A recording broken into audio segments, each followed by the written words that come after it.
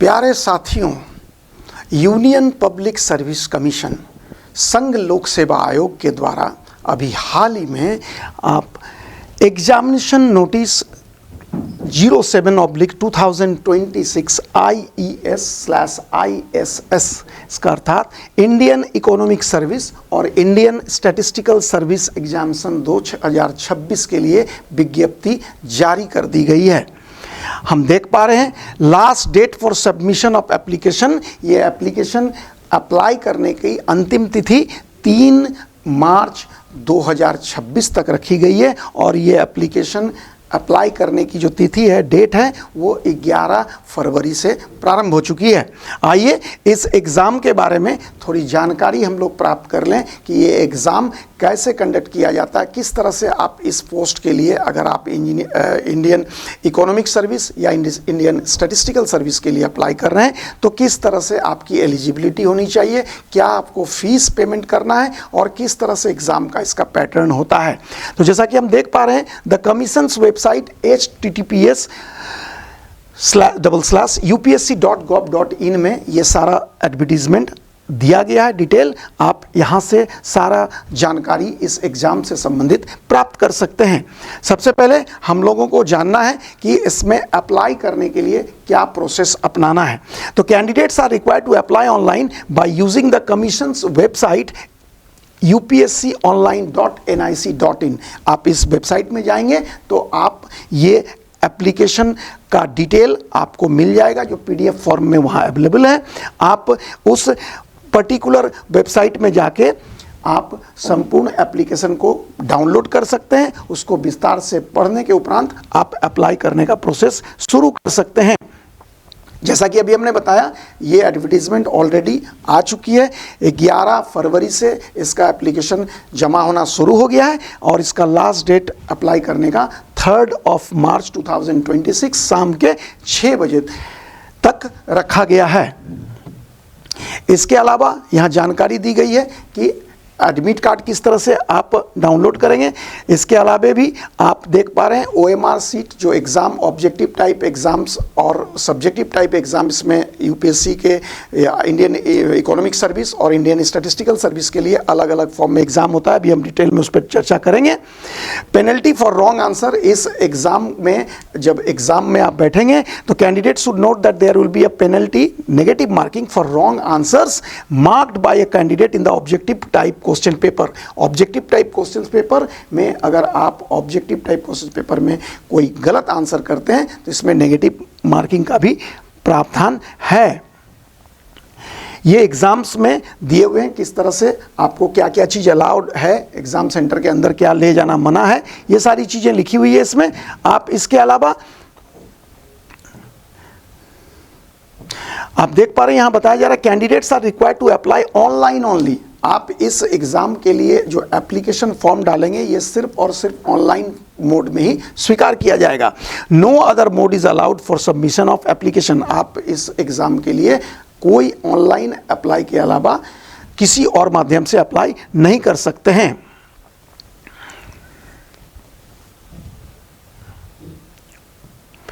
अब आप आए इस पूरे डिटेल को हम लोग विस्तार से जाने कि a combined competitive examination for recruitment to junior time scale of the services mentioned in para 2 below will be held by the Union Public Service Commission commencing from 19th June 2026 in accordance with the rules published by the Ministry of Statistics and Program Implementation in the Gazette of India dated 11th February 2026 के gadget notification में government of India के द्वारा जो publish किया गया है उसके accordingly 19th जून 2026 में ये एग्ज़ाम आयोजित किया जाएगा। ये एग्ज़ाम 3 दिनों तक चलेगा। अभी हम लोग इस पर आगे चर्चा करेंगे। The examination will be held in the following centres. ये सेंटर्स दिए हुए हैं भारत में अहमदाबाद, बेंगलुरु, भोपाल, चंडीगढ़, चेन्नई, कटक, दिल्ली, दिसपुर, फरीदाबाद, गाजियाबाद एंड हैदराबाद। ये सारे सेंटर यहाँ दिए हुए हैं। इसके अलावा जयपुर, जम्मू, कोलकाता, लखनऊ, मुंबई, पटना,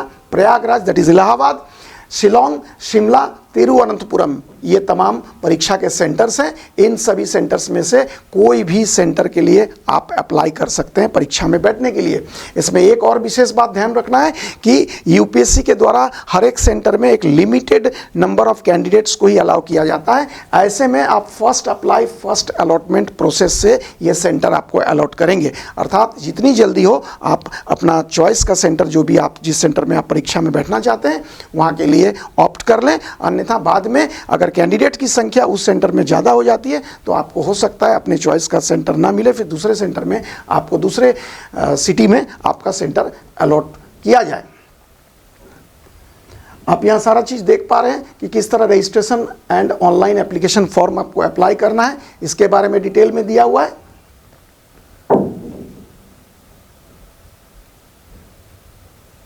इसके अलावा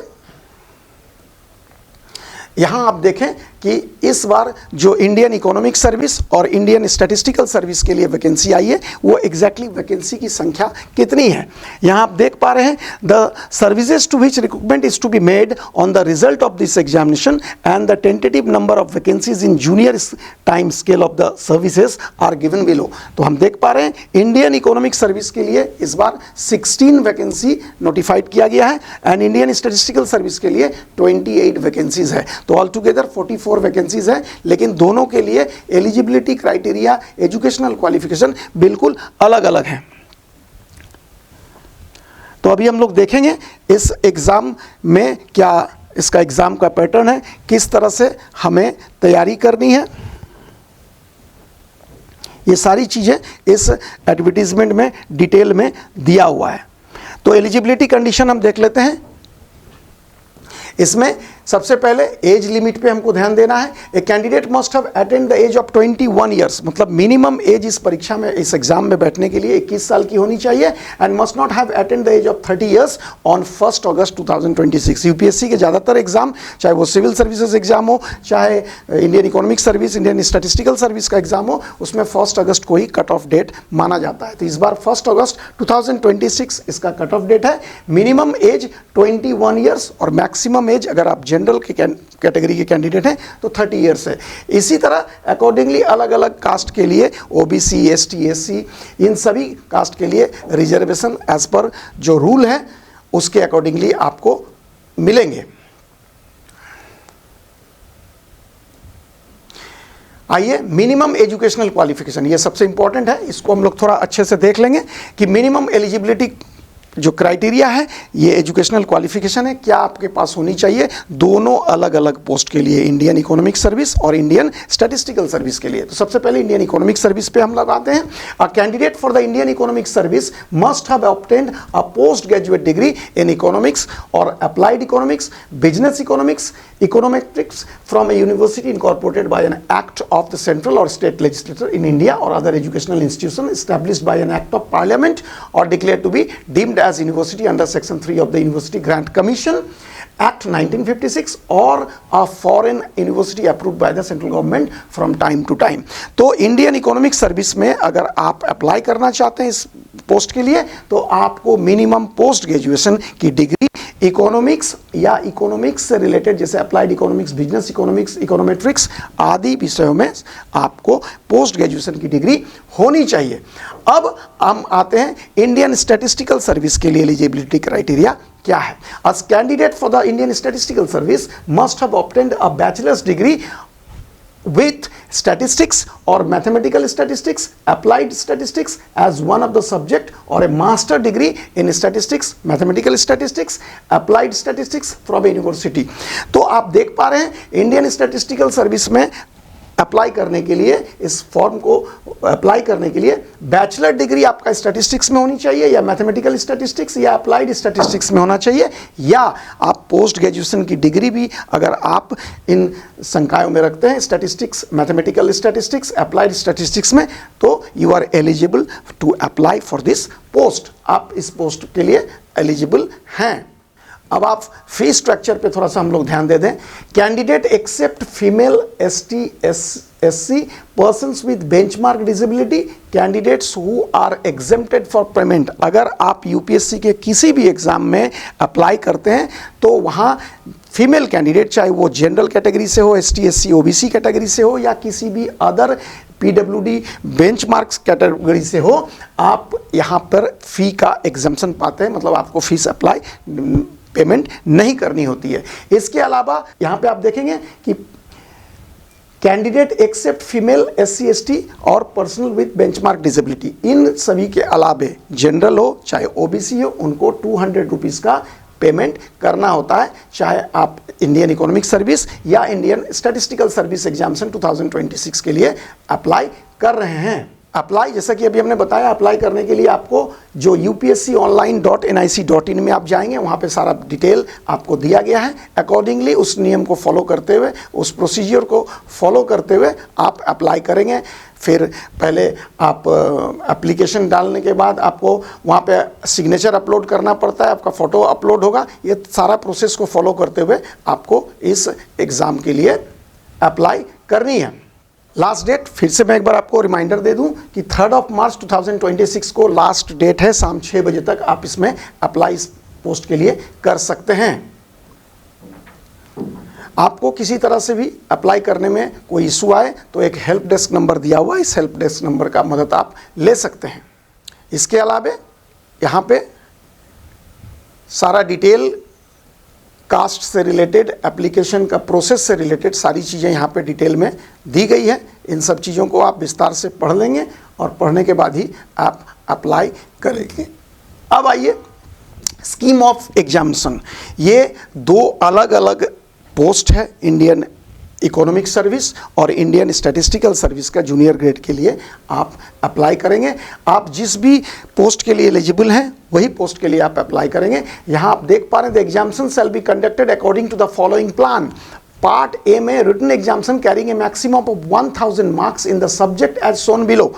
सबसे पहला पार्ट का जो एग्ज़ाम होगा वो रिटन एग्ज़ाम होगा, उसमें 1000 मार्क्स का पेपर होगा।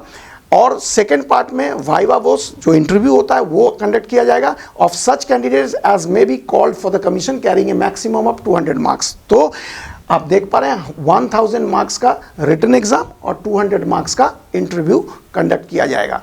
अब आप देखेंगे द पार्ट 1 में क्या है, the subject of the written examination under part 1 the maximum marks allotted to each candidate और paper and the time allotted shall be as follows. Indian economic service के लिए इतने पेपर्स के आपको, इतने सब्जेक्ट्स के आपको एग्जाम देने हैं। सबसे पहले जनरल इंग्लिश जो मैक्सिमम मार्क्स 100 मार्क्स का होगा, टाइम अलॉटेड इसके लिए 3 आवर्स है। जनरल स्टडीज़ के लिए भी 100 मार्क्स का पेपर है, इसके लिए भी 3 आवर्स अलॉट किया गया है। जनरल इकोनॉमिक्स जो आपका स्पेसिफिक डोमेन सब्जेक्ट है, जो आपको अपना सब्जेक्ट, जिस सब्जेक्ट में आपने पोस्ट ग्रेजुएशन कर रखा है, अगर आप इंडियन इकोनॉमिक सर्विस के लिए अप्लाई कर रहे हैं तो जनरल इकोनॉमिक्स 200 मार्क्स का पेपर होगा 3 आवर्स का। जनरल इकोनॉमिक्स पेपर जो फर्स्ट, सेकेंड और थर्ड जनरल इकोनॉमिक्स का 3 पेपर यहाँ प्रिस्क्राइब्ड है, 200 marks each for every paper and 3 hours आपको अलॉट किया गया है। इसके अलावा इंडियन इकोनॉमिक्स का भी एक अलग से पेपर होगा जो 200 मार्क्स का होगा। शुरू में ही हमने बताया था आपको कि 1000 मार्क्स का रिटन एग्जाम होगा और इसके लिए अलग अलग पेपर अलग अलग दिन आयोजित किए जाएंगे, अलग अलग सीटिंग में आयोजित किए जाएंगे। 3-3 घंटे हर एक पेपर के लिए आपको दिया जाएगा। अब आइए इंडियन स्टैटिस्टिकल सर्विस का जो एग्ज़ाम है, इसमें भी आपको सब्जेक्ट डोमेन जो भी आपका है वो स्पेसिफिक सब्जेक्ट के अलावा जो नॉर्मल जनरल पेपर है, जैसे जनरल इंग्लिश 100 मार्क्स का, जनरल स्टडीज़ 100 मार्क्स का, ये इसके अलावा स्टैटिस्टिकल पेपर जो फर्स्ट है ऑब्जेक्टिव, स्टैटिस्टिकल पेपर 2 ये भी ऑब्जेक्टिव है, और इसके अलावा स्टैटिस्टिकल पेपर 3 जो है स्टैटिस्टिक्स का, ये डिस्क्रिप्टिव पेपर होगा, और स्टैटिस्टिक्स पेपर 4 डिस्क्रिप्टिव पेपर ये भी होगा। तो स्टैटिस्टिकल एग्जाम के लिए आपको ध्यान रखना, ये objective as well as subjective दोनों फॉर्म में आपका एग्जाम होगा। Descriptive paper as well as multiple choice objective questions जिसको हम लोग बोलते हैं वो होगा। तो statistics first and second will be objective type questions and 80 questions with maximum marks of 200 in each paper to be attempted in 120 minutes। 120 minute में यहाँ पे समय अलग अलग आपको निर्धारित किया गया, अलग अलग एग्जाम, अलग अलग पेपर आपको इस तरह से देना है। अब इन सब चीज़ों को देखने के बाद आप इसके जो प्रीवियस ईयर्स क्वेश्चन पेपर जो यूपीएससी के साइट में अवेलेबल है उसका एक बार जरूर आप अवलोकन कर लें। इससे आपको इस एग्ज़ाम के पैटर्न के बारे में और क्वेश्चंस का स्टैंडर्ड और उसका जो पैटर्न होता है, पूछने का तरीका क्या होता है, उसके बारे में आपको विस्तार से जानकारी दी गई है, आपको मिल जाएगी। इन सब चीज़ों को आप ज़रूर देखें और अपनी तैयारी शुरू करने से पहले इसके सिलेबस को एक बार आप निश्चित रूप से ज़रूर देख लेंगे, जो कि इस PDF में ही डिटेल में यूपीएससी के साइट में दिया हुआ है। आप यहाँ पे देख पा रहे हैं सेक्शन 2 स्टैंडर्ड एंड सिलेबस, जो एग्जाम का जो सिलेबस है वो किस तरह से जनरल इंग्लिश में common to both engineering service economic service as well as engineering statistical service के लिए जो जनरल इंग्लिश का पेपर है ये कॉमन है। General study common to both IES as well as ISS, तो ये सारे पेपर कॉमन है दोनों एग्जाम के लिए। इसके अलावा इंडियन इकोनॉमिक सर्विस के लिए जनरल इकोनॉमिक्स का पेपर 1, पेपर 2, ये सारी चीज़ आपको पूरा डिटेल में सिलेबस के साथ यहाँ दिया गया है। इसको आप जरूर देख लें। आपने पोस्ट ग्रेजुएशन कर रखा है इकोनॉमिक्स में तो निस्संदेह आप इन सब टॉपिक से अवगत होंगे, बेहतर तरीके से आप अपनी तैयारी को स्टार्ट कर सकते हैं। तो ये देख पा रहे हैं general economics paper 1, paper 2, paper 3 सब अलग अलग इंडियन इकोनॉमिक सर्विस के लिए दिया हुआ है। लास्ट में जो मैंने लास्ट पेपर बताया था इंडियन इकोनॉमिक्स, ये पेपर का भी सिलेबस यहाँ पे दिया हुआ है। इसी तरह आप आगे देखेंगे स्टैटिस्टिकल जो सर्विस है, इसमें स्टैटिस्टिक्स का पेपर भी objective as well as subjective के लिए विस्तार से पेपर वाइज यहाँ पे दिया हुआ है। इन सभी चीज़ों का आप विस्तार से अवलोकन कर लेंगे, लेकिन इसके पहले आप समय रहते अप्लाई जरूर कर दें इन दो में से जिस पोस्ट के लिए भी आपकी एलिजिबिलिटी क्राइटेरिया है। तो सिलेबस पूरा डिस्क्रिप्टिव ऑब्जेक्टिव पूरे फॉर्म यहाँ पे दिए हुए हैं डिटेल में। इसका अध्ययन करके आप इस एग्ज़ाम की तैयारी को बेहतर ढंग से स्टार्ट कर सकते हैं। तो इसी तरह अलग अलग परीक्षाओं से संबंधित विस्तार से जानकारी समय समय पर मेरे द्वारा आपको उपलब्ध करा दी जाएगी। आप आज तक के लिए धन्यवाद।